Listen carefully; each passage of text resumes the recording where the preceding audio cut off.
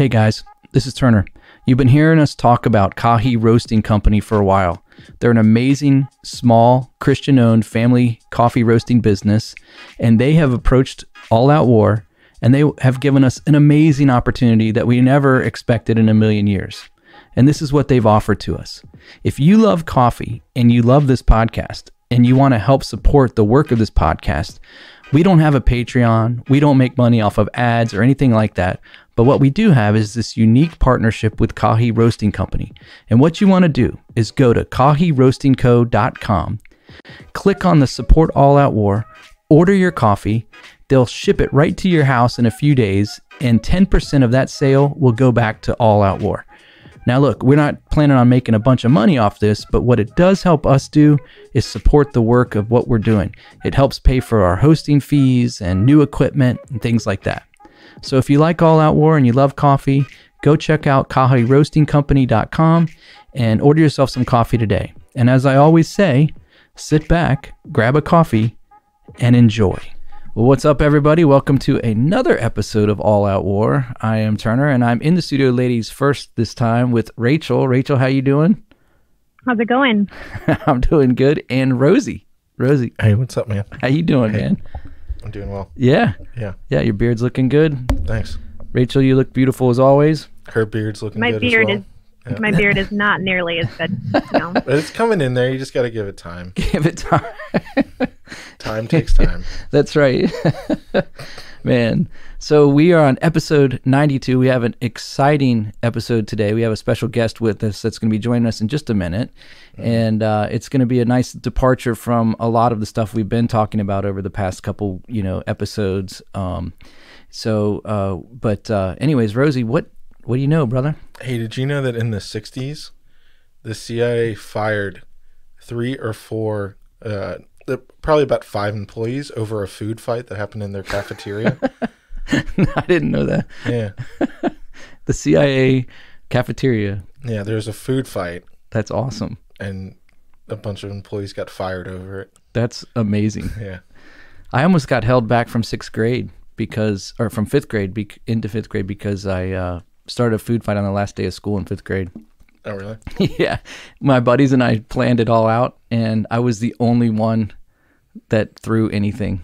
Yeah. They were like, okay, we're going to do it right at this certain time. And they did the sign. It was like a cough or something like that. And I just picked up my tray and just lobbed it and yelled food fight, and nobody else did anything. And I ratted them out hard, man. You should have. Oh, I totally did. I was in 5th grade. I was terrified, man. Yeah. But the principal came in and threatened to spank me and hold me back, not send me into middle school, and called my mom. When was this, the 60s or something? Oh, yeah, same time. No, come on. I'm not that old. Gee whiz, man. It was 1970. That would have been 1970. Let's see, I graduated in 88, so what would that put me at? 84 would be 9th grade, then 86, so 85 probably. 1985, Sure. Somewhere in there. Yeah. So I was a child of the 80s, man. That was fun. 70s, 80s. Nice. My parents wore bell bottoms and all that good stuff. All right. Anyways, so hey, let's just get into this. Yeah, we have a great guest for the episode, and so sit back, grab a Kahi coffee, and enjoy.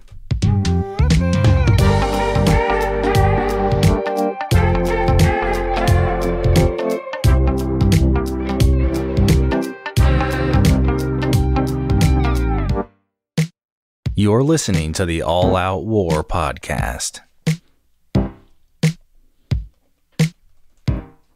That's right. This is it, All Out War. Man, I never get sick of that intro. I love it, man. It's a good song. It is. It's a good song. Well, we've got a great episode, so let's jump into this. We have a special guest with us today.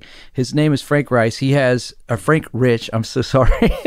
I've already ruined it. And but you can find him on YouTube, and it's Rebuilding Your Life, or Rebuild Your Life at YouTube.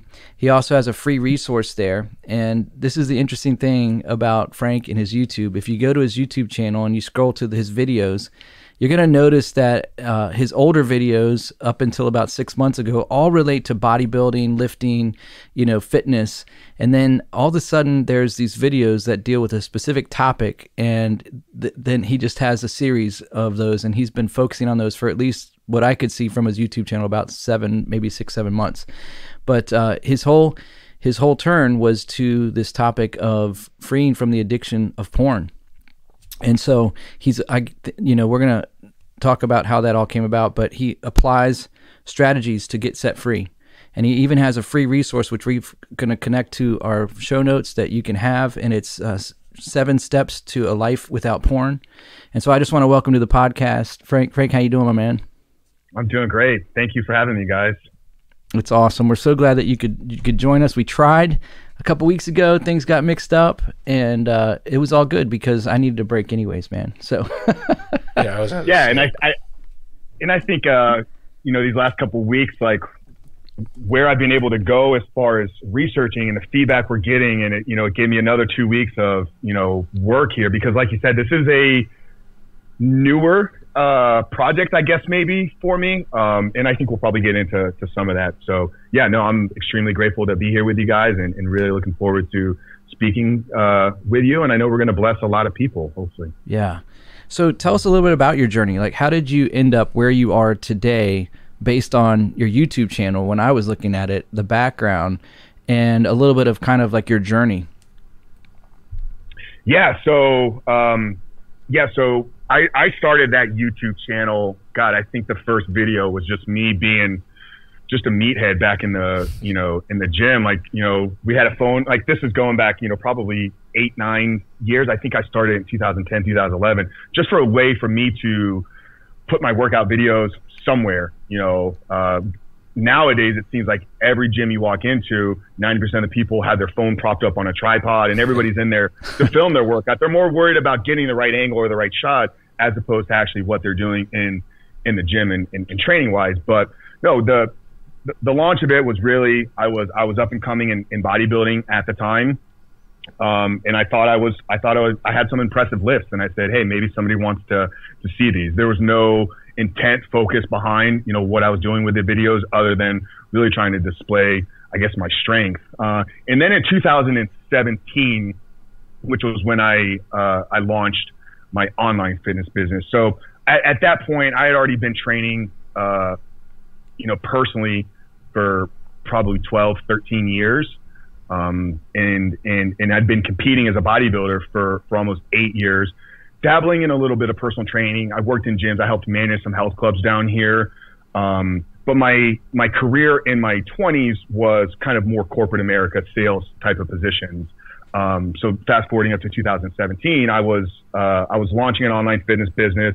I was ready to go all in as well. This would have been my second entrepreneur venture, but ready to go all in on this fitness thing. I was like, you know what? I've done this for a decade. I've worked with some of the greatest strength coaches in the world. I've worked with some of the top bodybuilders.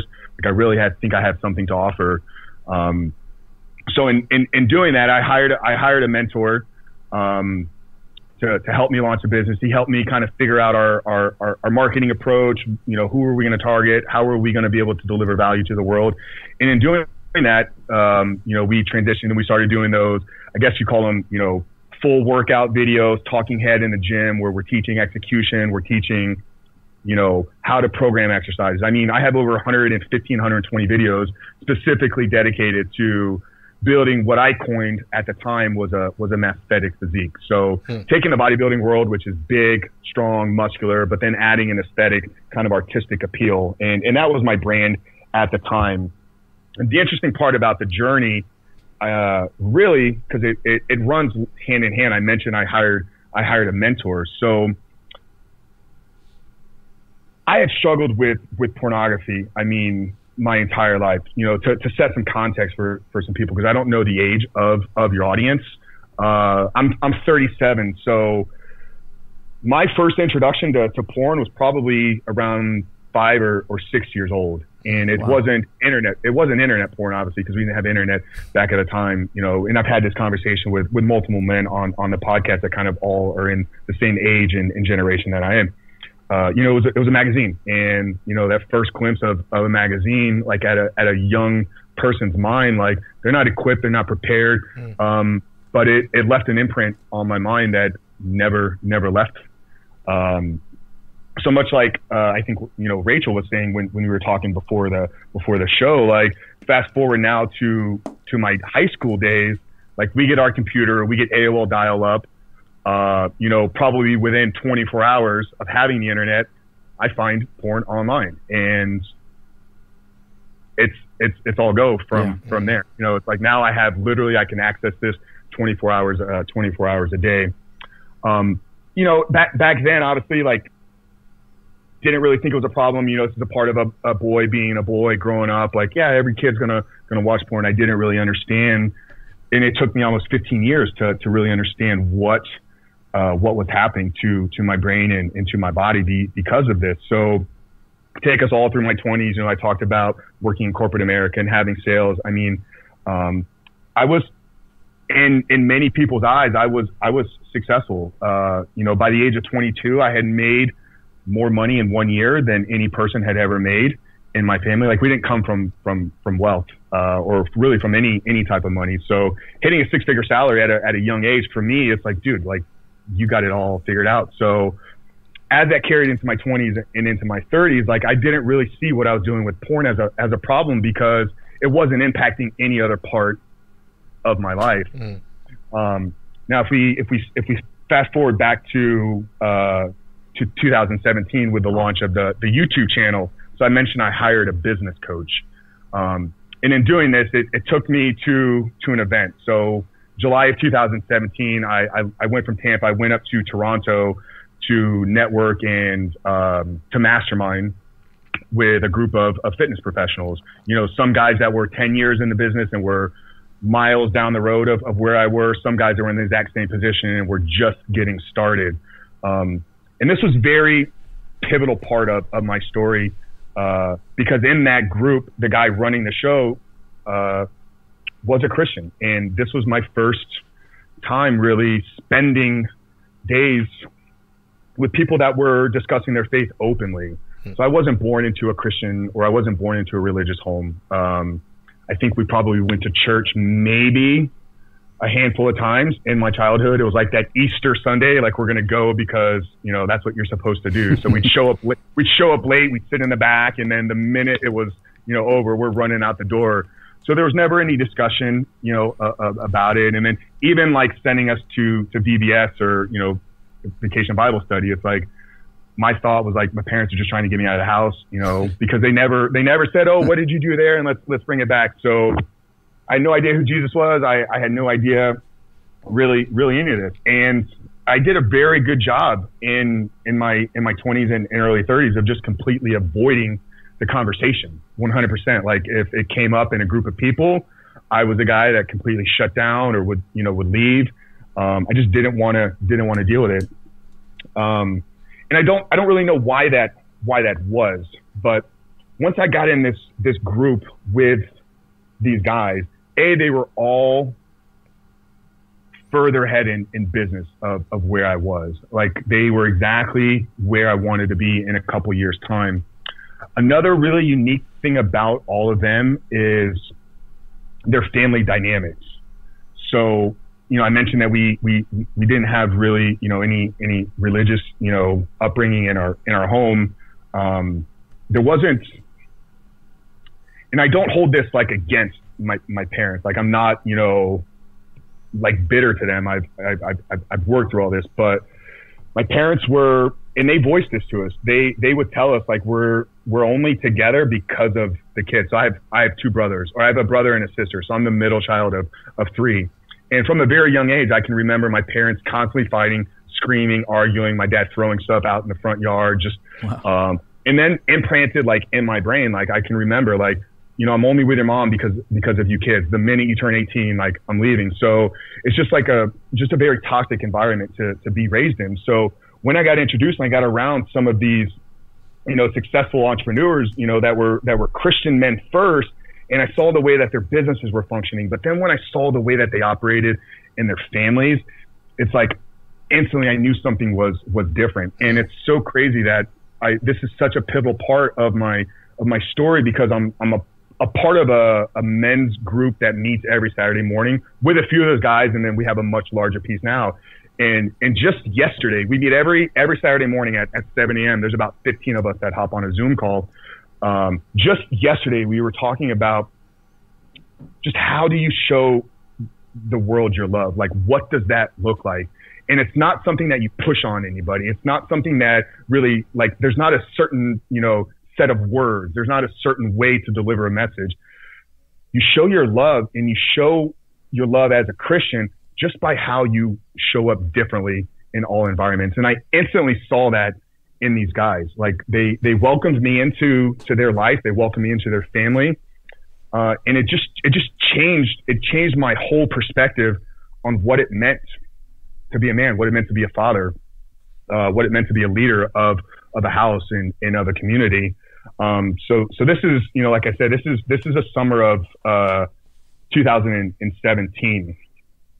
Now, I wish it, the story was like I walked in, I met these guys, and I was struck by the Holy Spirit, and my life changed that day. But it took another really almost 18 months for things to really kind of click. And there was a lot of reasons why business never really took off in the way that I felt it should have. We've had tremendous success with Frank Rich Fitness. I mean, we've touched thousands of people's lives from around the world. Those videos that you mentioned have received millions of views, but it didn't scale at the rate that I thought. So I can remember, as we're getting to like the end of 2018, like I was in a relationship that was, for lack of no better word, it was just broken. Like we were in love, we thought, but I don't know, just something wasn't working. So relationship was broken. My body was, I wasn't really competing. I was training somewhat, but I wasn't all in on it. I had no relationship with Christ. The business is not doing anything. And I can remember one night, like I'm standing in the kitchen with my girlfriend at the time. And I'm like, Stephanie, I don't know what to do. Like, I just can't get anything figured out. I think we need to go to church or something. And it's not like we had a conversation. I hadn't really had a conversation with anybody about it. It just plopped out of my mouth. And it's like, I think we need to go to church. And she's like, yeah, well, that can maybe work. I don't know. Stephanie had been raised in a Catholic home and Catholic school. So it kind of like had turned her away when she got into her teens from the church, but she was open to it. Unfortunately, after that conversation that night, it never came back up between the two of us. It wasn't until probably another month went by that one of the men that I had met at that Toronto mastermind, he lives in Philadelphia. Well, we had stayed in touch pretty much from that day in Toronto. We talk weekly. He and I talk daily now, but at that point, he was probably the most consistent person that I would have a conversation with. So he knew all the highs, he knew all the lows, he knew everything that was going on. And he reaches out and he's like, hey, Frank, I'm coming down to Orlando, which is just, about an hour commute from here in Tampa.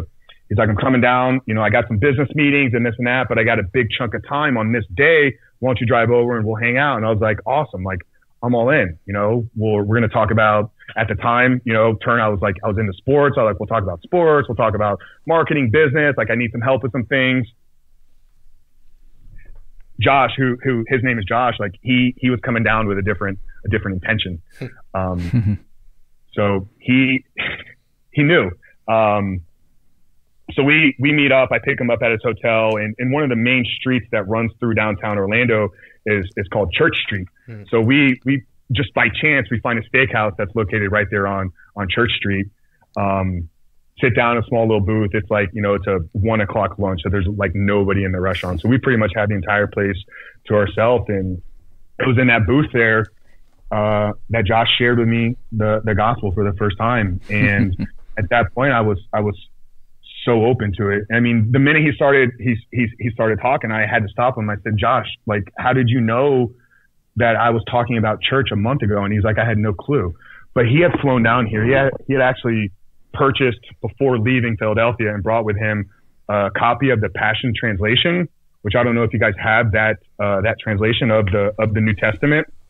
But it's kind of like written in kind of a modern translation, I guess. So he had literally purchased this and was bringing it down because he knew he was going to give it to me.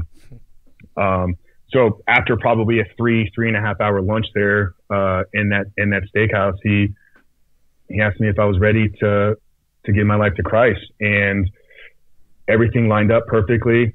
I had been asking the question, a month before that. So we stepped outside and walked across the street to a park that was sitting in front of the History Center. And Josh put his hands on me and we prayed together for the first time, and I accepted Christ into my life. Once again, the story would be so powerful if it's like right in that moment, like, I was convicted and like this life that I had of addiction was just like cleansed away. But it wasn't. One thing I didn't really share because I never was an alcoholic. I mean, I was a competitive bodybuilder, so my identity was really built up in the way that I looked. 100% without a doubt, fueled out of insecurity as a kid. Obviously, I shared just kind of a, broken home.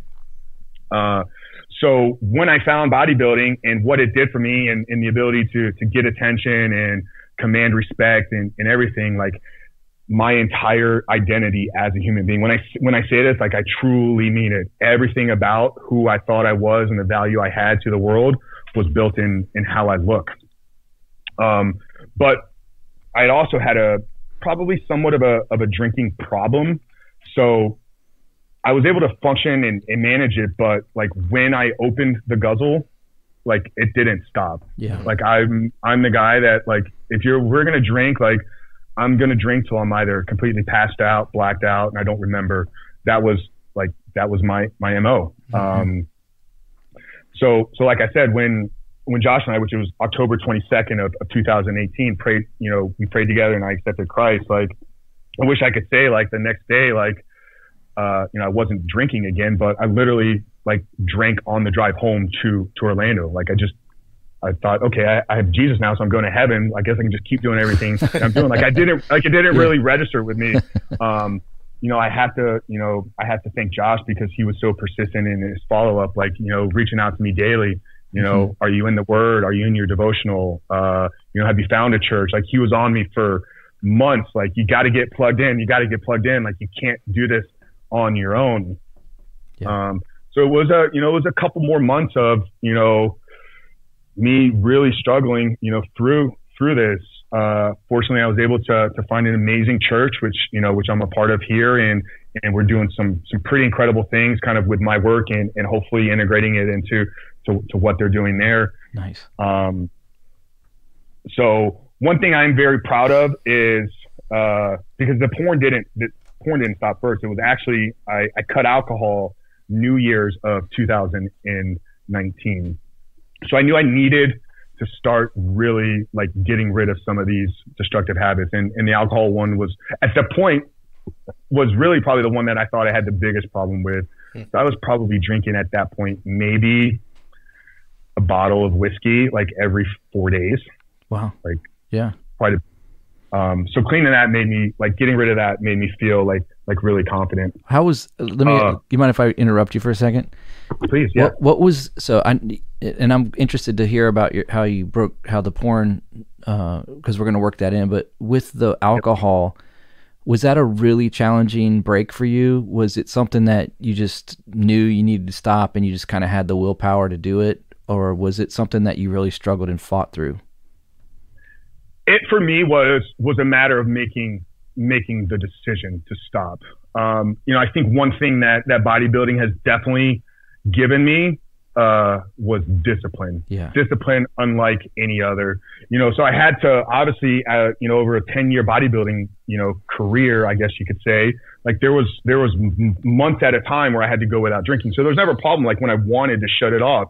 It was me just making the decision mentally, and this is so powerful, like about actually declaring and making a choice and declaring it. Like, cause once you do that, like you can gain power over things. So once I made the declaration I was going to stop, like I didn't really have a lot of struggles. with it. It was just me getting to the point where it's like I had to realize like it no longer served me in any way, shape, or form. So it's not even something that I need to dabble in on a somewhat regular basis. Like there was no place in my life at all for me. And that is a part of the porn thing too. Go ahead. So, I don't know if you want to answer this or not, but were you still with this woman that you were with before, that you had mentioned you wanted to go to church and all that? Were you guys still together at that time? Yeah. Yeah. Okay. So yeah, we were. How did she take this new faith that you had? Was that something that she embraced, or did she jump on that with her own personal life, or how'd that go? So at first it was me. I would go to church on Sunday. It was kind of something that I was doing. She wasn't pushing back, but I think she was wanting to see like how serious is he really in this, you know, probably with some of her experience in it. Like she wanted to make sure that it was truly, a commitment for me. So no, not right at the gate. She wasn't in there, but she wasn't like resistant to it. But she was, supportive in a way, I guess you could say. During that month of January 2019, my mentor that I'd worked with going back to 2017, he's got a podcast as well. He had a guest on his show, the author Michael John Cusick, who wrote the book Surfing for God. So Michael John Cusick in the book, he shares, his struggles with pornography, how it led him to purchasing prostitutes and escorts, and it's a compelling story. But hearing that podcast, because still at this time, like I knew drinking was bad, so I was going to get rid of that. But like in my mind at that point, like I still didn't really view porn as a problem. Like it had never been addressed. Like it wasn't something that Josh and I talked about. He wasn't like, all right, like it just, I knew probably that my use of it was irregular. Like the fact that I was doing it daily, sometimes multiple times a day, like it literally built into my daily routine. Like I had certain times and I knew the fact that I was hiding it from certain people, like it definitely was a problem, but I didn't really view it as a destructive addiction that I know it truly is. But once I heard Vincent and Michael talk on the podcast, things that Michael said resonated very deeply with me about how it starts off in, innocent, pictures and maybe, one-on-one, heterosexual sex and how that just escalates because over time, like your dopamine receptors, like they need more and more, just like, a drug addict, like his first shot is not, shooting heroin. Like he probably started with something much smaller or an alcoholic, you're not drinking a bottle of Jack, like the first night. It's like, no, you have to keep escalating it further and further. So hearing him talk about that in porn, at that point it clicked. I was able to actually see that play out like in my entire adult life. Oh my God. Like how was I able to like do that? And then in that relationship, is this why I treated her this way? And is this why I'm like only like these type of girls? Like it all just instantly like clicked in that podcast. Wow. So I started at that point, I'm sure you guys can see it. Maybe I have tons of books. I am couple hundred books. Like I am a consumer of knowledge and information. So when I want to learn about something, like I jump all in. So after hearing that podcast, it's like, I start watching the YouTube videos. I start reading the articles. So I'm like, okay, like, is this really a problem with people, with men? I know I have a problem, but like, what are other guys doing out there? And then like, what are the resources to help you cure it? So I started really diving in and consuming a lot of information. And that probably took place for, a couple weeks of my own kind of research, not really taking any action yet, still watching porn multiple times a day. In and out of, having sex with my girlfriend that, I was living with at the time, which takes us to February, actually Valentine's Day, February 14th of 2019. I mentioned that group of guys, that I met. Well, a big group of them live here locally in the Tampa Bay area. So we would meet, and we've been doing this since 2017. We meet every Thursday for a group workout. So after that group workout on that Thursday, which was, like I said, it was Valentine's Day, I was hanging out with one of the other guys. Most of them went to lunch that day. For some reason, two of us decided to stay back that day.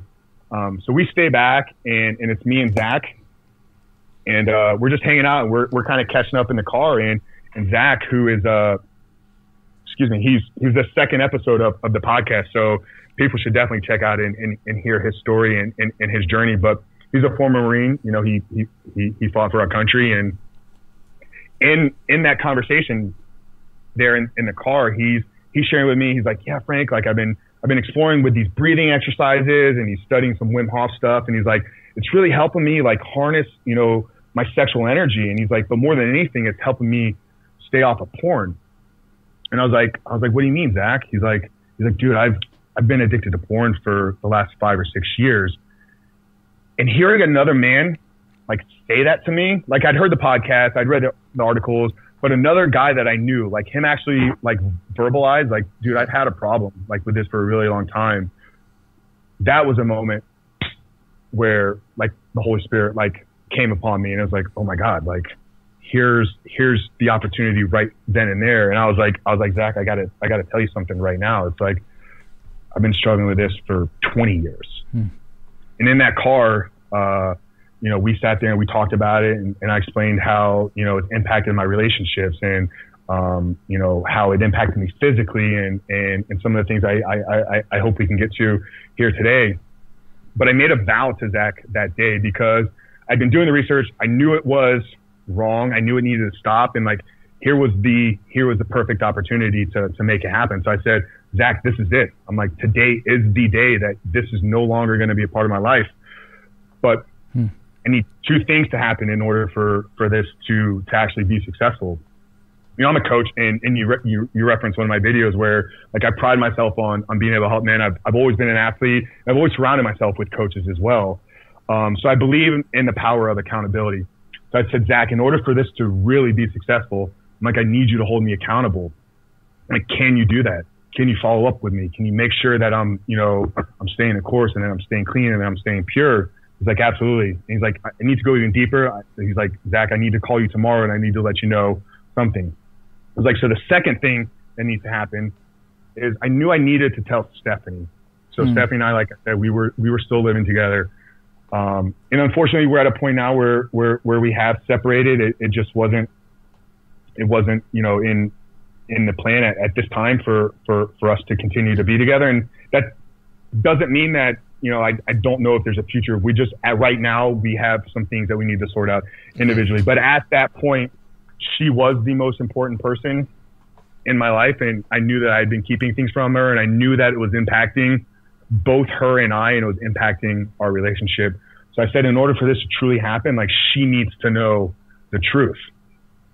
And Zach is like, you sure you want to do that? And I was like, there's no question. Like, it either two things happen. I either tell her and she packs her bags and runs out, which would have at some point would have happened anyways. Or she understands and she puts her arm around me and we ride this together. But I knew she needed to know. So that whole ride home, it's about a 45-minute commute from where they're at. Like, I'm in my own head, and it's like, you don't need to do this. And, you know, the enemy is like, you know, speaking in my ear. He's like, dude, just don't tell her. Like, you know, we're going to go home. And that's right. I truly contemplated on the ride home, like not doing it, so much to the fact that I went to bed that night without telling her. So I woke up the next day, and it was like, it was so on my heart. And I was like, I need to do this. She needs to know. So back then, I had a separate laptop that literally like stayed in my closet and only came out for porn. And I did this because a relationship I'd been in my 20s, like, she would search my browsing history, and I was like, wow. Well, you're not gonna ever do that again. So I'll just have a completely separate computer. And this is how you know when it's an addiction. Yeah. Like, these are signs of things. Like, I'm doing everything within my power to keep it from people. So I go into the closet and like I pull this laptop out, and I walk into the room where Stephanie is at. She looks at me and she's like, what are you doing? And I was like, hey, I have to tell you something. So I just share it all with her right then and there. I was like, know, that, I do watch porn, because I didn't keep a secret that I watch porn from her, because I actually would try to like bring her in. I was like, hey, let's watch this, as a way to kind of like see how far I could push her. I was like, I know that I do, but I don't think you really understand like the severity of it. So just like I did with Zach, same thing with her. I just, 20 years of an addiction, in public places, and how it's impacted my relationship, and how now it's, and for her, it started to connect some things, because I had suffered with some ED. I had, porn-induced erectile dysfunction, and it all kind of clicked for her right then and there.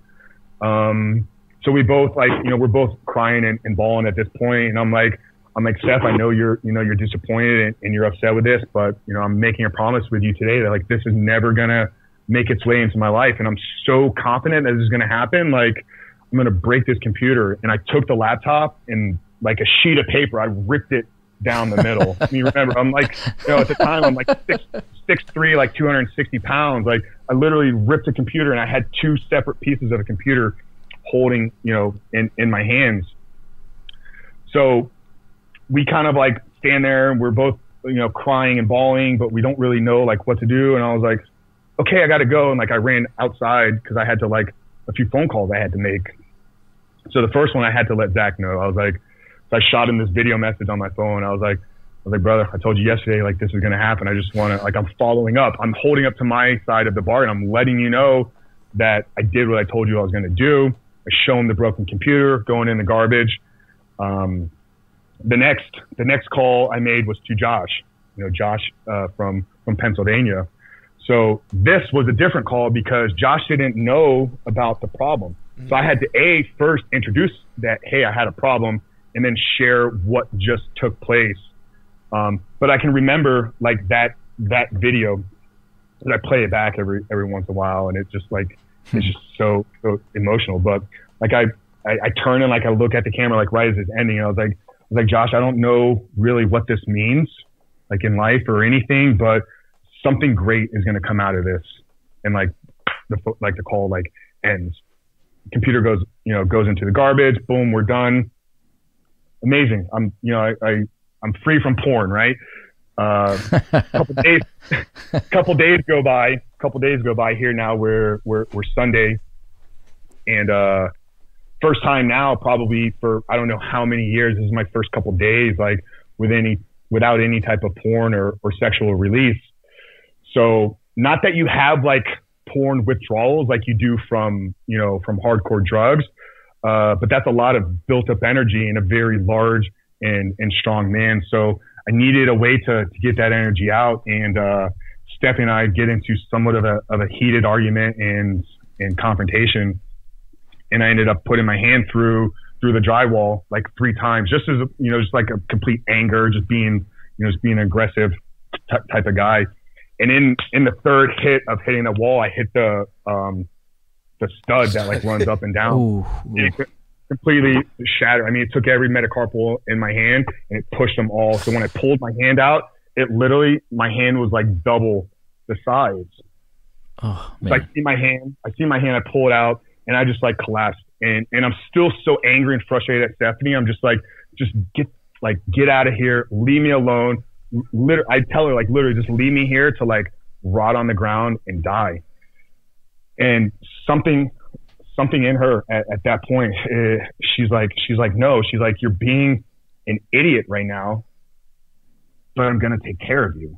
And like picks me up. And if this isn't like love, then I truly don't know what is, because she had every right in the world to, like I said, pack her stuff up and just leave, this man that had been lying to her, just tried to intimidate her, and is just at that point, like, I'm just, in my eyes, I was a piece of garbage, like on the ground.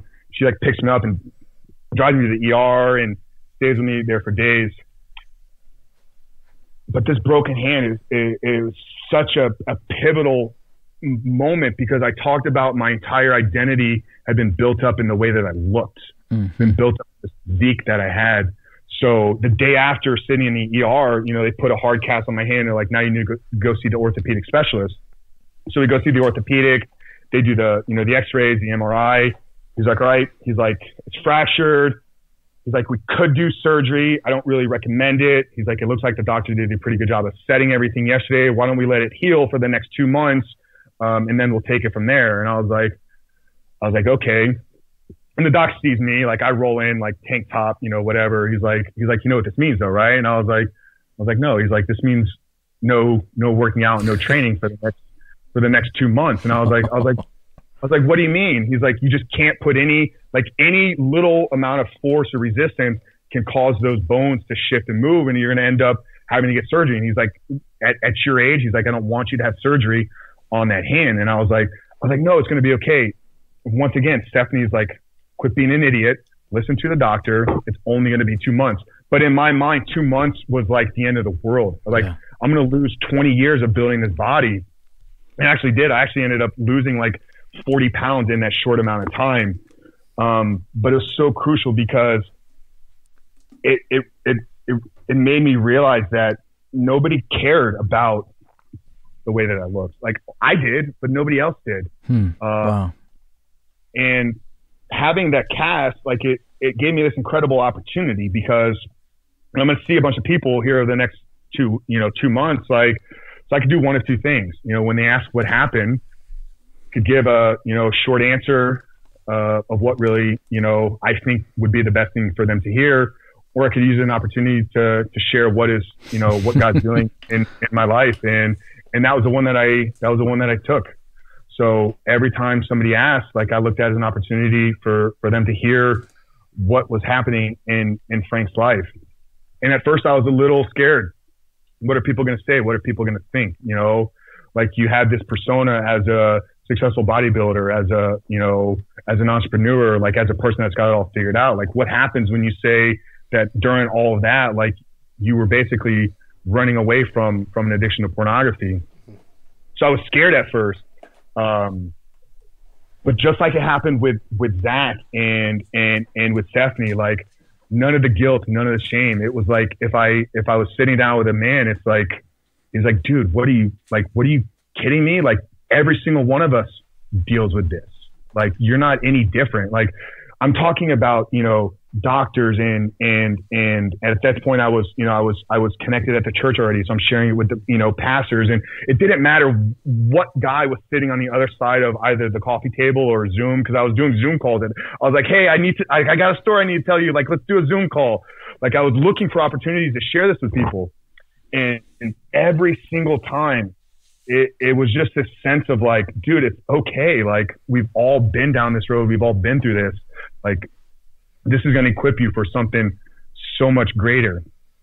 So that, that's March, April, like I'm just getting all this positive, like feedback, like, dude, like this is powerful. Like this, like your story is so powerful. Like keep this going. So I was like, wow. And now we're getting like, now at this point, we're getting 60, 90 days where, like now you start really experiencing like some of the true transformative benefits. Yeah. Like I was like, wow, okay, like now, like if I share this with people that I know, what happens if I share it with everybody? So this was really the genesis of the Superhuman Life podcast. I had wanted to have a podcast since probably 2015 when I first heard Lewis Howes in the School of Greatness. And building a fitness business, I'd had probably 50 different podcast ideas and names written down, but none of them clicked. But I saw an opportunity here. I saw an opportunity to put a message, to put a story out. We're gonna now integrate faith and fitness into the world. So I hired a podcast producer and I said, hey, here's my story. Like we need to figure out a way to make this, a powerful podcast. And I had no intention of what that was going to be, of what it was going to look like. Episode 1 is somebody interviewing me where I tell like a 90 minutes version of this story. But it was so incredibly just like powerful because, I'd gotten from my Instagram, I got messages from guys or from clients that I worked with, like, oh, you helped me build bigger biceps. Like you changed my life. And I was like, no, I didn't. Like I helped you build bigger biceps, or, you helped me get ready for a contest. Like, thank you so much. Like it feels good as a coach, like help somebody with a physical transformation. But when I hit like send on the first podcast and I put it out like into the world, like instantly the messages that were coming in completely changed. It was like, wow, like, thank you so much for, thank you for your courage. Thank you for your vulnerability. I too have struggled with this. I have been down this road. I need help. Like the messages completely changed. And it was like, God was like knocking. He's like, all right, here's where you're going to go. Here's where you're going to go. So at first the podcast was really just, a place for me to share my story and have other people come on and share their stories as well. As we got towards, 10, 15 episodes in and I just began to, really just see things so much more clear. I start now having people like, hey, like, now you have power over something and you're going to be able to help more people too. So I was getting pushed from other people like, hey, you need to go harder at this. You need to really, put your foot down on the porn. And like, I think you can help some guys. So I was having people from the outside, like pushing me into the coaching. And I wasn't ready yet at the point to really flip the script because who was I? Like I'd only been, 5-6 months at that point, completely free. Like, yeah, it changed my life, but I didn't really feel at that point secure enough to maybe pass on what I had. But the messages kept coming. Like, hey, like, can you help me with this? Can you help me with this? So in January of this year, and it really just kind of came by chance. I was on another podcast with somebody and he asked me what I was most excited about for 2020. And I said, I want to help 100 guys break free from porn. And the next day I had a flood of people in my inbox. That's awesome. And that's now been the creation of our Rebuilt Recovery channel, or Rebuild Your Life channel, the Rebuilt Recovery company, which is in development right now, but the Reboot Your Life program, which is a 4-month one-on-one coaching program that is helping guys break free. Wow. So let me ask you a question, because I think that I was, most of our listeners know I was a pastor for 17 years and I still do ministry work. But one of the most common, issues that I dealt with young adult men was pornography addiction. And I knew it was going to come up eventually when they wanted to meet with me. They'd ask, hey, can you meet for coffee? Can you do this or whatever? And then within the second meeting or third meeting, they'd say, hey man, the whole reason I wanted to meet with you was this. And I felt like, from my perspective in the church, there was this tabooness to the whole topic, and it just was never really addressed in a healthy way. It was always like, don't do it. It's not good. It's bad. And I think now with the addiction rate so high to this vice, we don't have an option. And I think there are people that recognize that they have a serious issue, and it's affecting their life in a trickle down effect in their marriages, in their relationships, their jobs, everything. And they don't know how to go about it. So it doesn't surprise me that when on that podcast you said, I want to help 100 men, that you had a flood of inbox, because I feel like there's people that are just waiting for permission to admit it. And there's so much power in that. Like when you were talking about how like you confessed it to your buddy, who he told you initially, and then you're like, man, it like that was to me like that whole turmoil on your ride home. You're like, I know I have to tell my girlfriend. I know I have to tell her. And that turmoil, it was like you had the keys to freedom in your hand right there. And the enemy, as you were saying, he does not want us to use those keys. Like he will do anything to keep us from putting those in the lock and setting ourselves free, with the tools that are been given to us. And so it just blows me away. And I'm so excited for what your future holds, because it's like talk about job security. There's not going to, our culture today is so sexually driven.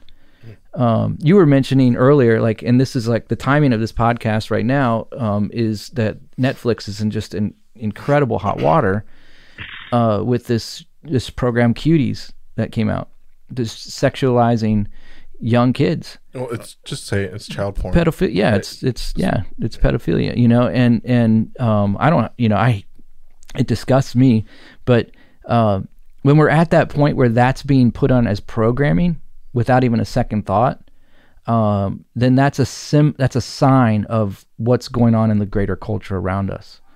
And so I think there's more people in bondage to it than are willing to admit it.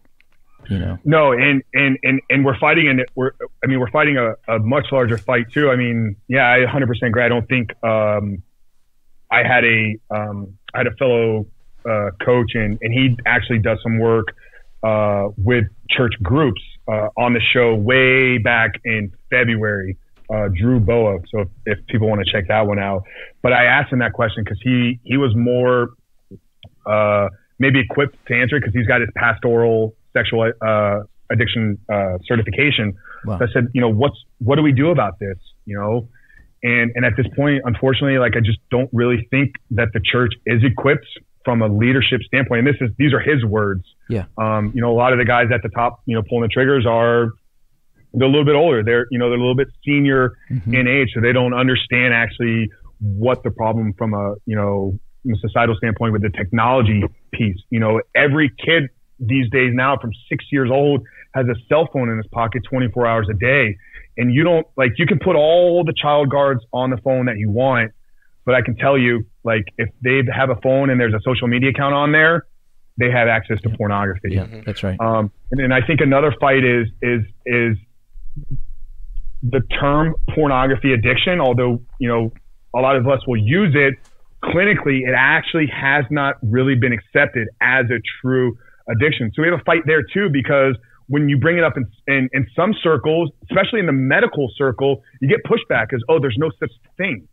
And I think that we're on the early cusp of a real, breakout, because with a lot of the conversations taking place and a lot of the organizations out there that are bringing more awareness, my hope and prayers are that we will get that, accepted clinically. And I think that's going to change the game for everybody. But as of right now, porn is something that every guy watches. This is a society thing. Every guy watches it, and it's not really an addiction. So those are two fights that we're fighting, not even in the church, but those are just fights, that we have to address like in the real world. Yeah. And I was going to say, not only like, is it not seen as like a big thing, like in the medical community, it's like, this is a good thing.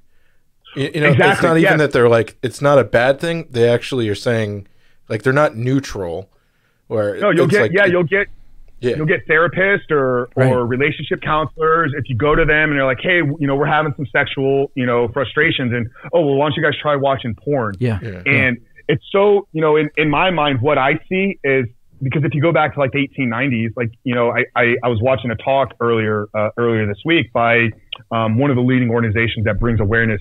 They're called Fight the New Drug. So the founder of that organization was giving a talk, and during his talk, he pulls up a graphic from a marketing piece from the 1890s, and it's like, you have a sore throat, come get your cocaine cough drop. So in the 1890s, they were, doctors were giving out cocaine. And then in the 1940s, marketing pieces had doctors promoting Camel cigarettes over Cools.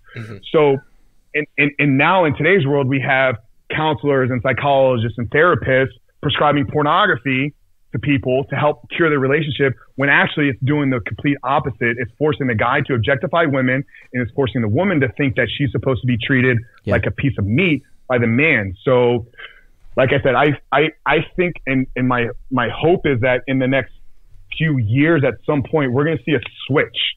And I don't know what it's going to take to get that. Obviously, it's going to take a lot more of these conversations.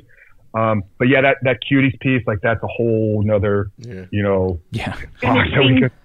being touted as like, it's an artistic, like, depiction, and it's supposed to be just an analysis of the, girls growing up too young. And it's really to bring awareness to this topic. And I'm like, okay, hold on. There's been several people who were like, actually, I don't think that was the director's intention, was to create exploitation. But I was like, but that's what it's doing. You're creating something that is talking about and doing the thing that it's supposed to be. Exactly what you're trying to go against. Right. Yeah. Like, you don't need to exploit 11-year-old girls and have them show their bare breast to address the fact that we have problems in the world with child exploitation. Like, you don't need an 11-year-old girl in her underwear humping the ground and then taking a crotch shot and putting it on the internet to bring awareness to it. Like that issue could have been addressed completely different. Yeah. No, it is. Do it documentary style, because guess who is not going to catch any of those artistic,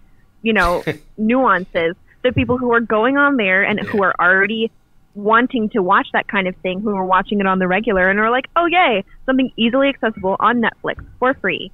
And the fact that kids could come across it, that people anyone could come across it and view it. And yeah, that thing, when you see that, especially people, let's say a kid comes across it and someone their age, you're learning from an extremely young age to further objectify.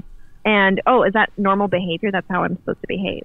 So as a mom, I can't even imagine the parents of those girls in that film. Like if they knew what actually happens in the world, right? Like, yeah, there may be somebody that sees a movie and, oh, it's such a beautiful artistic film, but that's going to be this amount of people that watch it. 90% of the people are going to be these pedophiles, are going to be these disgusting men that aren't even going to have the volume on, and they're going to sit there and they're going to masturbate to your child on a movie that is available to everybody on Netflix. Like how as a parent would you even be okay with that happening? Yeah, that's the sign of our culture. And I was going to say to you too, I've had a lot of discussions about the church and their inability to really help people through this. And part of the problem is that at the top, as you said, a lot of the senior leaders, and they're older, they maybe don't understand. They don't understand technology, but that might be true. But there's a lot of addiction at the top. And they've been in those positions. They've worked themselves into a position of power and authority, and financially they're set and they're working towards retirement. And if that were to come out to their church, everything's going to be gone. Oh, they'd be over. They'd be completely over. So they avoid the conversations. They address it because they need to. They'll do a small little series on it, to where we bring it up one Sunday and we kind of talk about it in an underlying way. And one statistic that I heard is, this multi-billion-dollar organization, billions and billions of dollars are generated through the porn industry. If we could just remove the people that are regular Christians, people that call themselves Christians and attend church on a regular basis, if we could just remove them from people that are viewing porn, we could cut it in half. That means half of the people that are watching porn regularly are church-going Christians. Wow. So that is at the root of the problem as well. Also, too, I just want to throw this statistic out. A lot of people don't realize this, but the divorce rate right now, they say it hovers around 50%. I don't think it's quite that high, but it may be. But 70% of divorces have pornography involvement in some capacity. So it's usually number two. It's money or finance, and then porn or infidelity or cheating. And stuff. Yep. And if there's infidelity, then there's almost a guarantee there's pornography as well. Like that, it goes up to like 90%. Like, so you're creating unrealistic expectations of how things are supposed to go. So of course, needs aren't going to be met because your needs are up here and they're being shown to you by an unrealistic and unattainable standard. Yeah, that's what I was going to say. Whoa. They agree. It's okay, man. I was gonna say, like, that's exactly it, and almost the the older crowds, or so to speak, is I think it's complete nonsense that someone can get away with saying like,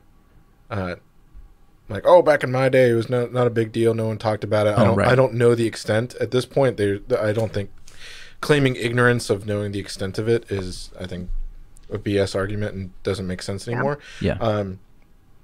But I was going to say the other thing, and what you were talking about, Rachel, and we talked about this as well, and even just like what you're talking, Frank, about starting, I guess in the late 80s or 90s or whenever that was. Yeah, you're a couple of years. Oh, well, I'll speak closer. Yeah, sorry. Thanks. Yeah. Is the thing of like, it used to be magazines, and that used to be like the joke, not even like a joke, but it was like, the trope or the meme of finding, you know, like your dad's Playboys, like hidden in the closet. And I mean, I don't have a lot of experience with the difference, but I know that, like, for example, Playboy was like, they had a range, I guess, a range of eroticism that they go to, but they're not quite, you know, Hustler or, you know, something like that, which is way crazier than this and blah, blah, blah. Anyway. And now, to the extent of, even, not that I've seen hardcore pornography from the 80s, but everything that, like, I've read and stuff is progressively, like, since the 80s when they had videos and stuff you could get, compared to the stuff nowadays, it's not even, like, you'll find stuff on movies nowadays that would be considered, like, pretty close to hardcore stuff that you had to go to, like, buy in the back of a store. The back of the store, like, you can find now is normalized television, and then like, just not even unrealistic expectations, but just to the point that it's like a weapon. Like, it is a weapon that is destroying stuff. It's like not meant to, like, it's just, I don't want to get into specifics, but I think we all know, like, the kind of stuff. It just, it's to the point, it's far beyond just being able to get you off. You know, it's to the point where it's very dangerous and just evil. It's evil. I mean, the stuff that goes on now that just didn't exist 10 years ago. Stuff didn't exist 10 years ago. And programming that they do. Well, it's like addiction, right? So when you're addicted to something, you have to step it up. Well, you always have to step it up, because it gets boring, or you get used to it. You build up a tolerance, or whatever you want to call it. But so a good way of defining addiction is, you know, a narrowing of things that bring you pleasure. So as your addiction gets more and more hardcore, the pleasure reward center gets narrower and narrower. So the things that are going to actually get you to, you know, the payoff to release, to the end point, like, it's going to get more and more extreme and more hardcore. You know, pornography, or, you know, sexual imagery has been around since the beginning of time. You know, you can go and find cave drawings of people having sex with each other, but never at any point outside of, you know, the last 10 years has it literally been something that we could access 24 hours a day, 7 days a week, unlimited.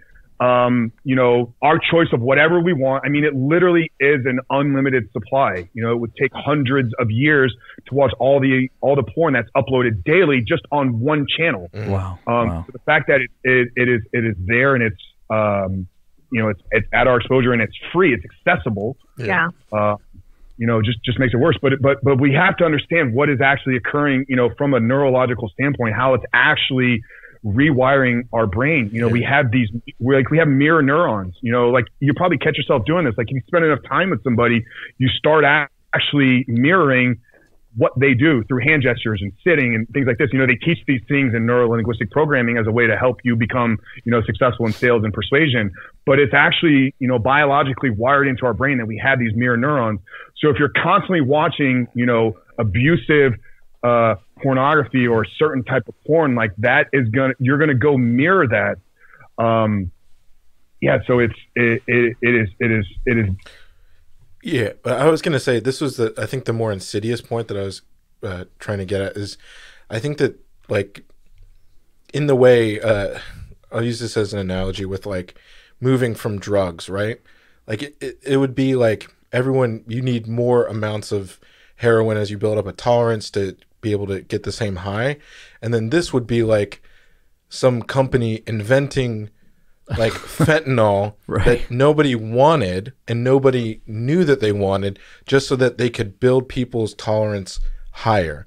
Does that make sense? So it's like, there's stuff that was, you know, you need more of extreme stuff, and now there's stuff out there that I don't think there's I'll use the term fetishes or stuff that I can't believe that anybody wanted. That I think that there's, like, I picture people, like, sitting there thinking of, how can we mess up people, and then why don't we just start pushing this and make up new stuff that didn't exist. So I mean, like, I think it's the pornography that's even inventing stuff to get people addicted to in a different messed up way. I'm trying to be as like no, I got PG it's like and well, not it is. go It's into- an industry, right? I mean, Yeah. this is why my daughter, who's 21 years old, is getting solicited to send pictures of her feet. I'll pay you. Give me pictures of your feet, Hey, right? can I just go on the record right now? If anyone wants pictures of my feet and you send me they're willing to $500, pay. I'll send you feet pics of my feet. Just send it a Perfect. Cash App. Yes, send it a Cash App. I have no shame. I'll send you $50 a pop. 50. You give me $5. Yeah, I'm cheap. My feet. No, I'm just kidding. I see gas for the car, man. Come on. But these companies know what they're doing. Yeah. You know, just like Facebook knows how to reel you in and keep you on their platform. Just like Instagram knows what you want to see, so they're going to show you what you want to see. These porn companies, they're all the same tech entrepreneurs. They're all the same engineers. They understand persuasion technology, and what it's designed to do is designed to keep you on that platform. So if you're watching a video, they're going to show you what they think is going to be the next one that's going to hook you. And then over time, it's going to hook you and link you to things like you're saying that you like. Looking from an outsider, you're like, how can a human even get there? And I can tell you that nobody ever does it because they want to. It's never a choice of, oh, I want to go watch, you know, a girl get strangled and get my rocks off that. But what ends up happening is because your pleasure narrows to the point where like what I used to like just doesn't work anymore. So let me see what the next thing is. Oh, they're suggesting this, boom. And then you're hooked, and then they got you and they know they got you. So then it's just deeper and deeper and deeper. And if you don't have the way out, like so many guys just throw their hands up in the air and they're like, I don't know what else to do. Like I'm like, it's ruined my life. Like I can't tell you how many guys reach out to me and they're like, it's ruined my life. What would you say to the guy that is really fighting hard to get free, but they just keep falling down? They keep going back to the well. You know, they just can't seem to get success in that, and they're just very, very discouraged. Like what, I know you have your 7 steps. Like what are the things that you would say to that person? Like, okay, man, here's a real easy way for you to start implementing some things to help you move in the right direction. Yeah. And this is probably going to sound really, really simple and easy. And I think it's got to start with a deep underlying reason why, you know, like why do you want to stop? Not just because I know it's bad, but you have to, and this is a process that we use where we actually have a guy sit on, meditate, and journal about all the areas in his life where porn is impacting him. So I break it down. I teach kind of a 5-pillar kind of life segment. So it's faith, fitness, family, finance, and freedom. So we break your life up into those 5 categories. But I want you to really sit down and this is tough. You know, this is really tough for a lot of guys, and this is where you have to kind of have somebody walk you through this process. But you have to look at all the areas in your life where porn is impacting. How is it impacting your relationship with your wife or your spouse or your kids? Or if you're a pastor, how is it impacting your ability to lead your church congregation? You know, if you're in business, like how is it impacting? And if you actually spend the time and meditate on it and journal through this exercise, like you'll get a lot of things that that in your life are not going the way that they are. So you can start there by looking where it's impacting you. And then the next step is you got to figure out what can my life look like without it. So if I know all these things are wrong with me, what can I then, like, what could these areas look like if I'm able to remove this? Not tomorrow, not next week, but I want you to project out deep into the future. You know, maybe go 3-5 years out in the future. Like, think of the man that you could be, like, if you were able to get this out of your life for good and step into this freedom. Like, really think about that. And then in having those 2 kind of analysis that we can look at, we can then look at the area and we'll find your why.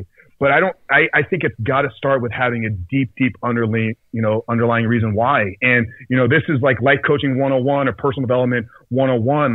Like without a why, like you'll never get the how to. So it's got to start with addressing the why. And it can't just be because I know it's wrong. Like it's got to be much, much larger than that. Yeah. So Rachel was sharing with us a little bit, and I want to touch on this topic too, because we've been talking mostly about men, and men obviously are the majority consumers of pornography.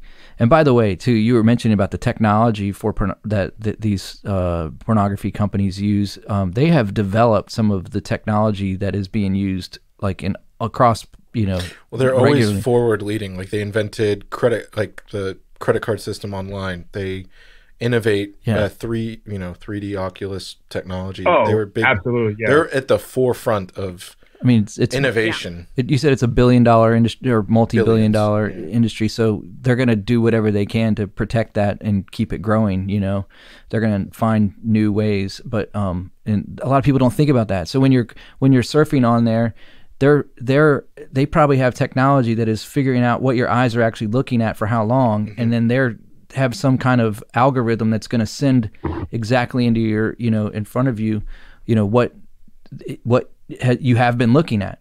And so, 100%. and so that's the technology they have. And you don't even have to work hard at it. It's going to do all the work for you.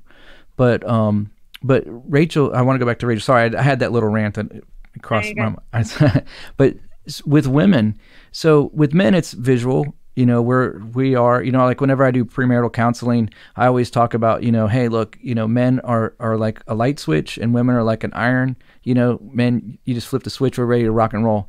Women, you got to plug them in, they got to warm up. They're not always ready to rock and roll. And so it takes work, effort, time. It's part of the dynamics of the way that God created men and women so that they would relate. And, but with women, there's this growing percentage of women that are addicted and admitting addiction to pornography.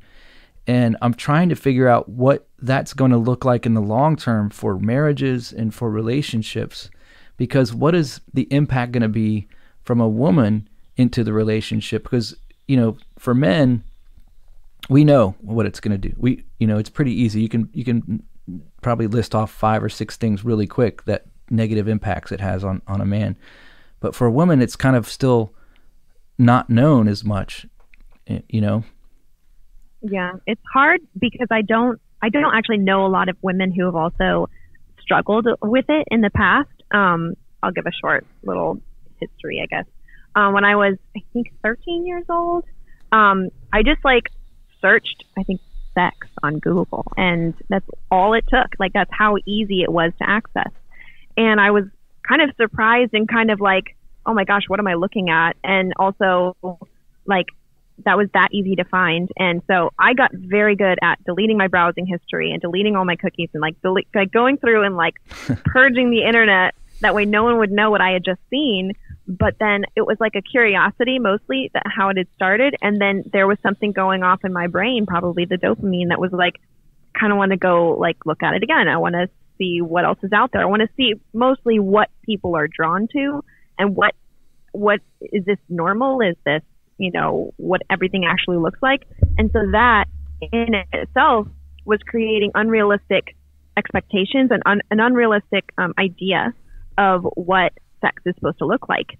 And so that's something that I think as a woman, I guess I'm pretty visually, I'm a very visual person. So that might be why it was more of a problem for me than someone else.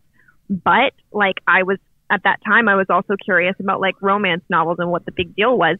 And it's an addiction because it's pleasure without commitment. Mm-hmm. You don't have to have a relationship with this person. You can have it very secretly. No one else knows what's going on, and you don't have to commit. You don't have to have an emotional relationship with whatever you're doing.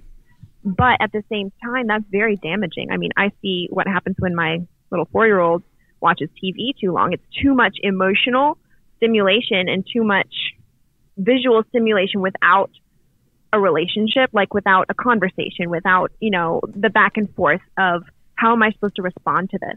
So as a man, I don't know how a man would respond to it, but it probably is addictive, and, you have to have some kind of release from that. As a woman, it was just, wow, I don't know what to do with this, and I kind of want to go look some more. But it was still addictive for a couple months, probably 6 months or so. And then I would stop and I'd be I don't want to do that anymore. I feel awful now. And I don't want to go back and look at that, but it would be kind of off and on, I think, between when I was 13 to 14. And I didn't tell my parents until I was about 15. And I just I knew it was wrong. I had heard the sermons, I had heard the Bible studies, but I always heard it from addressing guys struggling with this problem, never a girl. So it didn't make any sense why I was struggling with it. And I just knew deep down that it was a sin issue, and it was something that was, unique to me, and I didn't know anyone else who was having this problem. But it was like almost okay for women to read romance novels and okay to watch like all these romantic softcore movies because, it's not like hardcore and it's not an addiction, right? But it totally is, because it is setting up things in your brain that makes you want more. And then also you do get those unrealistic expectations of what a relationship is supposed to look like. So, I confessed to my parents, and they were super shocked. And I was just like, it was super easy to find. And, we kind of have to watch out for my younger siblings because you never know, like, right. Yeah. like how easy it is. And this was, 15 years ago. So this is just on the computer. Like, I didn't have a phone where I could access this kind of thing. And it was, never anything I like paid for or anything, but it was all out there and like easy to find if you did some digging. And that was what stuck with me the most, was how easy it is to find, how a kid could stumble across it. It doesn't have to be tangible, magazine, book, or anything. It's just super easy to find. No matter what you're doing, you're getting pop-ups all the time. Like, it's really kind of sickening how accessible it is. So did you fast forward. Oh, sorry. What? I would say, No, you go ahead. Did it affect your body image, like your self-body image at all? Because like, all these women, or a lot of these women are modified, Yeah. I mean, there was such a range of people within those images that I never really felt like it affected my body image. There was a lot more deep set emotional things just regarding relationships and regarding, self-esteem that I think affected my body image more than that. But it did affect how I thought that relationships were supposed to go, or at least like sex within relationships was supposed to go. Like, basically, my mom and my older siblings were always like, be careful what you wear because guys are this way. And I'm like, why? And so after that, I began to understand a little bit more about like what would happen if I dressed provocatively or whatever. So I was usually pretty careful about that. But it also made me think that all guys struggle with that or expect that or are looking for something like that. And I was just like, I don't really know how I would measure up, but whoever I marry, I'm just going to let them know that, I know what porn looks like and I can't do that. And I'm not going to do that. And I just don't know what a normal relationship, is supposed to look like sexually. Because it wasn't really talked about much in my family. So, not a whole lot until probably I was even married was I like aware of what a normal relationship was supposed to look like. And I talked about it with my husband, just like, my struggles with it in the past. And I think, as a teenager, he had also stumbled across some stuff. And, it wasn't an ongoing issue with him at all. But with me, I just really wanted to let him know, like, I have no idea what you expect of me or what I'm supposed to do. And like, I just don't know, what's normal, what's not. So that thankfully was never an issue. I haven't accessed it since. And, but like so much, I think, especially on women who are in a relationship with guys who have struggled with this in the past. I think that there's just so much unhealthy expectations on girls to perform in a way or to be seen in a way, especially more and more as people are accessing it younger and younger, that there's not an equal like balance from how older women are being an example. Like, there's not enough talking about it, yes, within the church, but then also within families, unless you have parents who are aware of the impact, who know. Yeah. So I think that's a big thing, is your relationship with, your mentors, your siblings, your parents. Like, if that's good, you might be able to navigate through all of this with a healthy viewpoint. But I think it's just it's like an imbalance of the information coming at you. Yeah. So do you have any stats on the amount? I know it's really high, but do you have any stats on the amount of women addicted to porn currently, or who view it as like something normal, Yeah, I mean, well, according to the Journal of Adolescent Research, roughly half or 49% of women agree that pornography is acceptable way of expressing your sexuality. So that means half of all women think that it's okay. Yeah. In terms of women that are struggling with it, about 1 in 5 say that it's a habitual problem. It's about 18%. I mean, I don't know what it looks like 11,000 were questioned in this study. So out of 11,000, I mean, that's a big case. Yeah. And that's a big test group there. So 1 in 5 are admitting to having a problem with it. But I think, you know, just to piggyback off of what you're saying, Rachel, in your original question, Turner, I think, you know, what we need to be concerned with, and I don't know how, you know, familiar you guys are with pop culture. I'm not that familiar, but I had an interview earlier this week that I had to get prepared for to discuss the Cardi B song, WAP. Oh man, yeah. So I refused to listen to it, but I did do a full like review of the lyrics. I did a printout of the sheet, and just in reading that, I mean, for a woman to say that is what she wants, I mean, like reading that, like you're reading as from a porn scene. Like I pull so many scenes from pornography. Like I want you to spit in my mouth. What are we teaching young girls that in sex you're supposed to be spit on? I mean, and then some of the other things, like I want to gag and throw up. It's just like, so I think one of the big problems is not just setting the men's expectation for this is what they want, but setting the young girls' expectations of this is what we're supposed to be giving them. Yeah. Like we're supposed to be abused.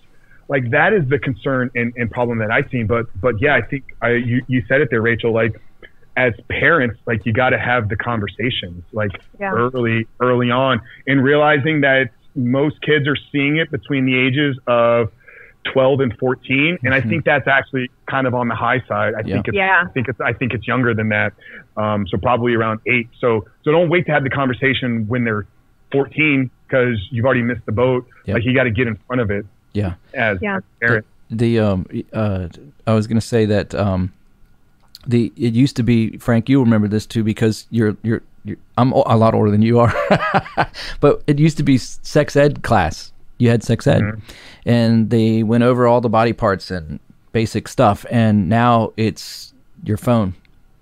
Like they don't even do sex ed anymore, and you know, in public schools, and it's your phone, and so people, guys and girls, are learning. They think that is what is supposed to happen, and that's the greatest deception of it all, because it's not real. It's all fake. And I tell, I don't want to dominate the conversation, but I tell people in premarital as well, if you take the amount of time in your marriage that you will have sex in your lifetime, it's so small in comparison to the rest of your marriage. Yeah, I think Rob talked about this on my podcast. It's like 0.4% of the overall time is like actually sex. I mean, I don't know what the statistic is, but if a good healthy sexual marriage will be twice, 3 times a week maybe, and as you get older it becomes less and less, and over the course of 50 years of marriage, so you're talking minutes per week, hour a week or something like that.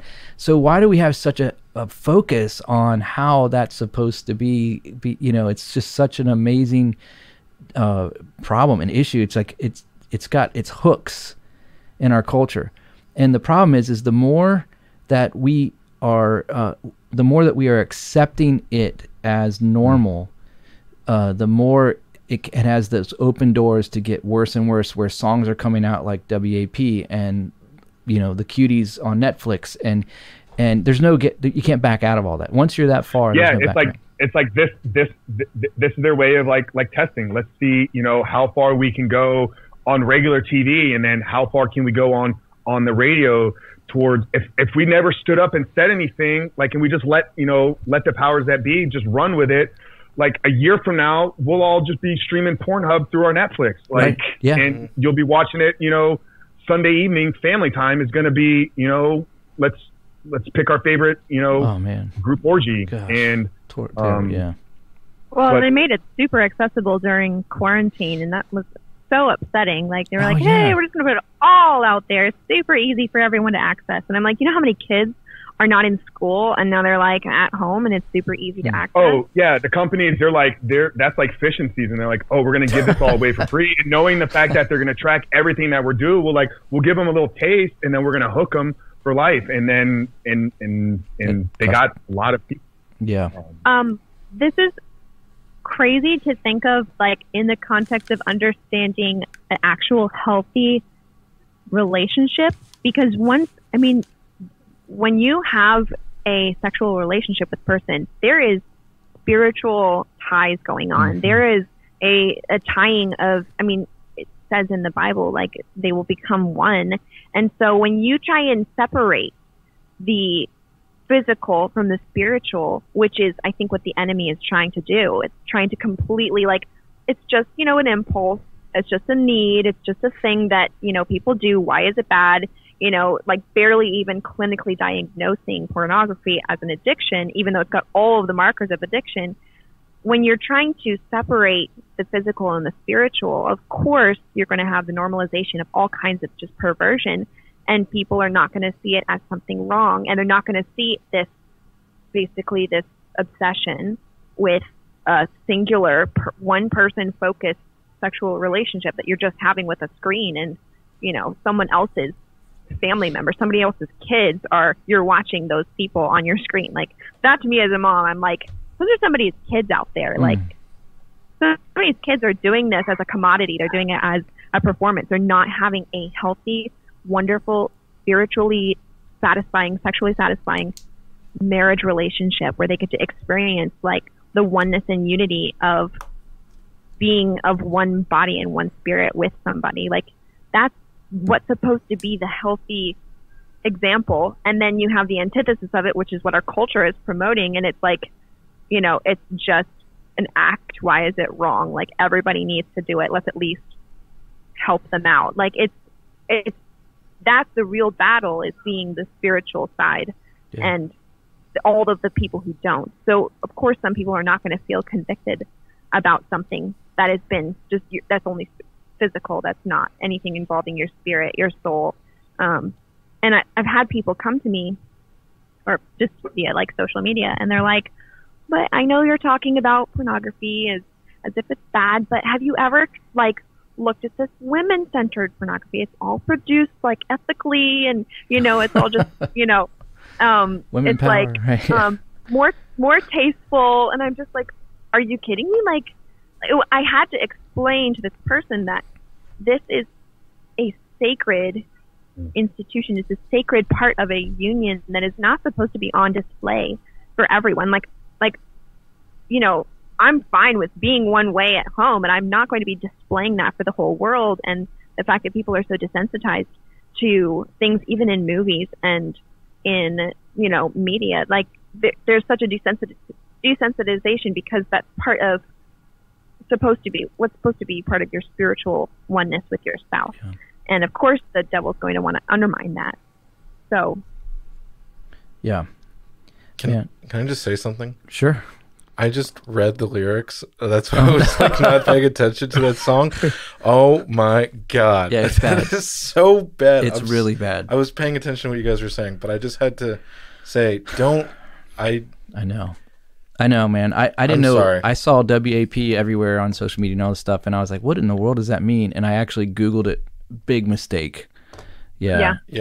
I felt like I licked the inside of a dumpster or something. Yeah, horrible. And she had warned me that she wanted me to address it and share my opinion, and I was like, I'm not going to listen. Like, I'm not going to allow that to go through my ears. I was like, but I'll read it, and I was blown away and shocked. Yeah, I was going to say that is a woman saying those things.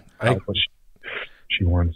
Yeah, and that's just goes to what you were saying, Rachel, about just everything. There's nothing in that at all. What was really funny, I'm just going to say this for a minute, is that I was reading, the Genius website with the lyrics, where they like have people that break it down, and they're like, oh, this is what this lyric means, or they're like, this is the context, or like, I listen to some music where there's like a story behind it, and they're like, oh, this is explaining this, or this is like a reference to this old like piece of thing. Here's here's some context about this old book from the 1900s that you may have never read about or something like that. Maybe I listen to weird music, but yeah, the fact that they were trying to like break down this stuff and like normalize it, I am so pissed off now that this is a song and that it normalizes, and there is absolutely nothing like the fact that this was the biggest song when it came out. I know, yeah. There is nothing close to emotional. Like, I think everything that you were talking about, Rachel, with the beauty of oneness and stuff like that, two people become one, the spiritual nature. There is absolutely nothing spiritual about this at all. And the fact that I just thought it was more ironic that people were like breaking it down. They're like, actually, this is actually very empowering because this thing, this and that. Are you kidding me? Oh my God. So isn't she stumping for Joe Biden right now? Dude, or I just something? heard. Yeah, she like interviewed with him, and he like broadcasted. Well, it's probably just his handlers, but like they broadcasted on his Instagram that he was like talking to her, and this is who she is. Does he even know what it means? I wonder if he's like, Cardi, can you explain that? And she does, and he's like, come on, man. Dude, I heard about that interview from another podcast I'm not going to talk about, but they were talking about it, and the podcast that I was played a clip of this, and Joe Biden, like, he starts off, and first of all, Cardi B, I'm not going to be mean to her, but I don't think she has a basic grasp of the English language, and I think she has the IQ of 50 years of 50. Yeah. She's not. I couldn't understand. I know what you're saying. Yeah, she's hard to understand even in regular. And she was talking to Joe Biden, and he said his daughter was a big fan, and his daughter actually comes out and she's like, I really love you, like your music. Yeah, it's just getting voted. Anyways, we went off on a tangent, but that's okay. I'm sorry, I didn't mean to. But yeah, sorry, there's Frank. there's nothing powerful in that. I hate everything. It's being broadcasted as like the biggest song, and then of course, anytime there's pushback against it, it's of course being pushed like broadcasted even more. Like, oh my goodness, all the prudes and the conservative right wingers, they hate this song, and then of course everyone's listening to it more. But there's spotlight on that, but there's way worse stuff. Oh yeah. In lyrics and music, in music videos, in things that are accessible by Snapchat, like everywhere that kids are. Yeah. Young people, middle schoolers, high schoolers, young people, they're during their formative years, they're of course addicted to their cell phones. They have to have it with them all the time. And then they're being exposed to this. And even if they're not necessarily condoning it or their parents aren't speaking into it, it's imprinting. Just like you said, it's imprinting those images and those words and those lyrics on their brain at such an early age. Yeah. Well, here comes a problem for parents knowing that, okay, based on, what I shared here, what do we say, 20 to 30% of women, and the number for men is roughly between 70 to 80% of men are struggling with this. So if the parents have the issue with it, but we need to address it to the children, well, if you're struggling with this, you can't go have the real authentic conversation with your kid about it. Right. So it's got to start with us addressing it in the adults first and removing it from us. Because how can I go sit there and like if I'm, watching porn every single day or, even twice a week, and then I'm going to go have a conversation with my son about the dangers of it. The minute he finds out that I'm lying to him, I've not just lost credibility on this topic. I've lost credibility and authorship on all topics. Yeah. So we got to address it from the parents at the same time of addressing the children as well. Yeah. Frank, that's why I love what you're doing, man, because you're initiating a conversation, which it has to happen. And that's you're actually giving people an outlet that's safe. Like when you said, I want to help 100 men, like that just keeps sticking in my brain when you said that, because I'm thinking how many people have wanted to reach out and just be set free.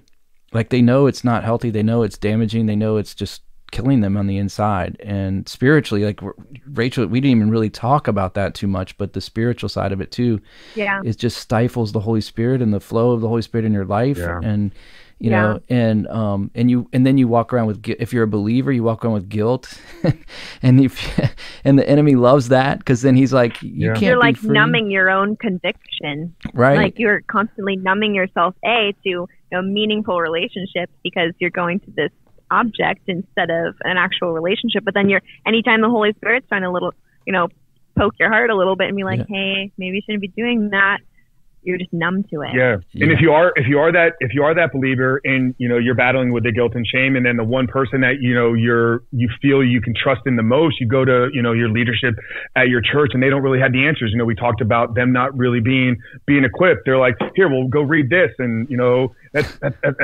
not going to be enough. So you've gone to the one source where you felt safe, and you didn't get the answer that you were searching for. Yeah. So then that's when you throw your hands up in the air and you kind of just give up, and you say, this is who I am, so I'm going to live the rest of my life in the shell of a man that I am, but I'm also going to walk around with all this guilt and shame, and I'm going to hold back from the world everything that I could potentially offer to it. That's right. To it. So, I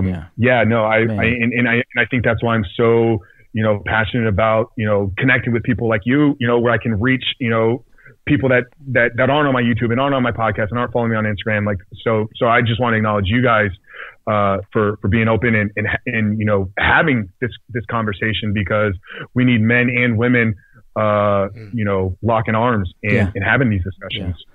Well, we're going to put all of your contact information on the show notes, but if you want to give a shout out right now for someone listening to connect with you, what's the best way that they can reach you? Instagram? Like, where are you spending all your time right now? Yeah, the best way daily content goes up on YouTube. So if you're, there's just on this topic, there's probably 40-ish videos that we've done just in the last couple months. And we're now doing Monday through Friday. So 5 videos a week, all about these topics. Some of them will pull clips from the podcast where we've had guests. A lot of them are, talking head, where I'm sharing tips, strategies, tactics. So YouTube for daily content, like you said, it's Rebuild Your Life. But to reach me directly, probably the best place is on Instagram. That's where I spend most of my time daily. Follow there, just, hit me up in the DM. I do respond to every single direct message. Wow. I can't tell you it's going to be instantaneously, but I will make sure, I have blocks of time that I dedicate on a daily basis to get in there, and that's my messaging time. So yeah, you can find me at the Superhuman Frank, and then check the podcast out. The podcast is The Superhuman Life. Cool. We're on iTunes and all your different platforms. Great out there. Yeah. So I want to encourage you, if you're listening right now, and it's like real, you're like, man, this podcast came at the right time. There's no doubt this is supposed to happen, and take action. Go get his free resource, 7 Steps to a Life Without Porn. Go get that. Start there. Connect with them. Go watch some of his YouTube, and get yourself around some people that are going to help you, and you're going to be accountable, that you can be open and honest with, and journey out of it. It's a valley for a lot of people. They're in deep, man, and it's going to take some steps out and some work and time, but keep moving forward. Don't stop. It's worth the fight and the effort, because freedom, man, freedom in any case in your life is just amazing. And you can't, until you're in that freedom place, Yeah, exactly. You don't have anything to compare it to. That's right. Yeah. That's right. No. And you're, like you're saying, Frank, man, it's like the potential. Like, think about it this way. What is the plan that God has for your life that is completely held back because of this addiction? And what would it be like if that was set free and you were living in that plan? Like, you would have so much more fulfillment than that momentary fulfillment that you think you're getting when you exercise that addiction. So, and you'll probably sell yourself short if you were to imagine what it's like. Right. Yeah. You don't even know it. I mean, the Bible tells us it hasn't entered your mind what God has in store for those who love him. Like, you can't put the picture together because it's coming from him. But man, Frank, I am just, I love your heart. You have a great, humble spirit. Your testimony is very powerful and amazing. And man, I just want to see you continue to go. I'm following you. I've been watching a couple of your YouTubes since I was at the beach a month ago. So I'm in it. I'm watching, I'm with you. Maybe, if something cool comes up, if you have something else that you want to share with us sometime, let me know and we'll get you back on here. You always have an open door. Yeah. Yeah. We're working on some stuff behind the scenes here, and, some organizations, and we didn't even address any of the trafficking piece, but I think it goes hand in hand. So if that's a conversation you guys are open to discussing, would love to get you connected with some people that I'm starting to do some work with here locally, and then nationwide as well. So no, absolutely. I appreciate you guys. I want to once again, acknowledge all three of you, because, a lot of people won't have this conversation, and it's got to start here. Yeah. So thank you. Well, thanks, brother. We will catch you next time. And hey, listener, we'll catch you next time on All Out War. Thanks. See ya. See ya.